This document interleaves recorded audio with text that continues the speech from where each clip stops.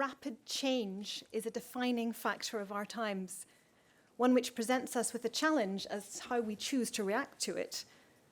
Do we do so defensively by entrenching ourselves in the all too familiar narrow self-images, or do we embrace it by becoming open to new ways of seeing and defining ourselves, by drawing on the plurality of reflexive and generously minded interdisciplinary scholarship for solutions that are best designed to respond to current challenges in their complexity? As an originally Protestant and colonial institution within a Catholic country, Trinity College has been for centuries a site where identities have been contested and negotiated. And a theme such as this, which makes visible at many levels how the past influences the present and shapes the future, has particularly rich potential for engagement with wider audiences and for linking our research to the challenges facing society. The study actively attempts to create positive change within our social reality, mitigating conflicts, facilitating intercultural communication, and promoting diverse innovation.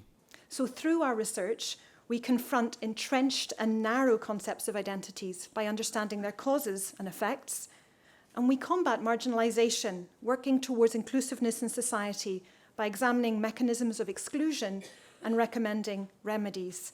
And we foster better intercultural understanding by sharing and interrogating stories of individuals, groups and cultures in all their richness and complexity.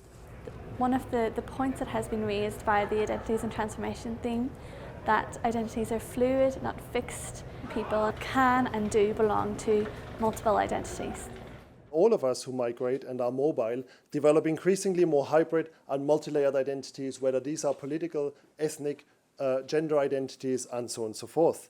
And this ultimately presents us with a number of challenges that we are trying to address in our research as well. One such challenge is, how can we balance diversity, cultural, ethnic, and other diversity on the one hand, with social cohesion on the other, the kind of glue that bonds different cultural and ethnic groups and religious groups in societies together, through language, for instance, through access to citizenship, and so forth.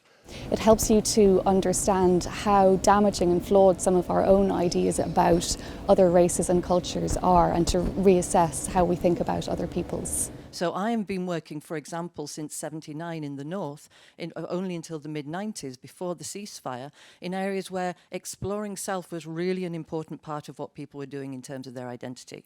So in the New Lodge area of Belfast, where it wasn't to tell them over there who we are, it was the older people wanting to tell the children in their own area who their grandparents were and why they should be proud of their identity as coming from that area when the young people were rejecting that.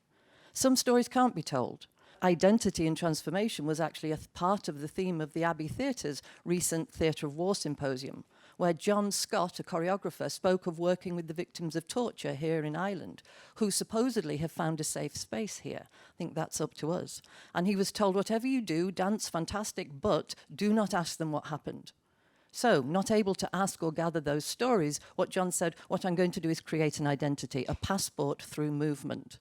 And that is what he did. On the stage of the Abbey, he was sharing that platform with women directors who'd been invited here from Burundi, Sri Lanka, from Serbia, from Palestine, to share not first world European stories of how Ireland might commemorate 1916, but how a country which is still a very young republic might be careful with its negotiating of identity at a moment where identity could divide yet again rather than bring us all together.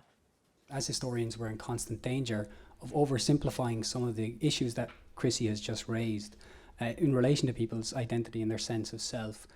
When we write history, sometimes we essentialize people, categorize them into groups like feminists or Luddites or Nazis. Not all at the same time. So when we do that, of course, we're in danger of robbing people of how they would project themselves and putting them into categories that they would reject.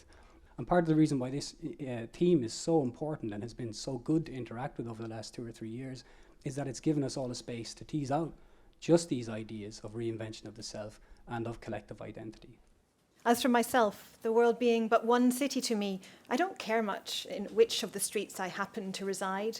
I shall therefore spend the remainder of life in examining the manners of different countries. So in the 18th century, during the Enlightenment, when our modernity was formed, the Trinity graduate Oliver Goldsmith saw himself as a citizen of the world, and he saw this world as deeply interconnected and emphasized the imperative of understanding other cultures and selves in relation to them.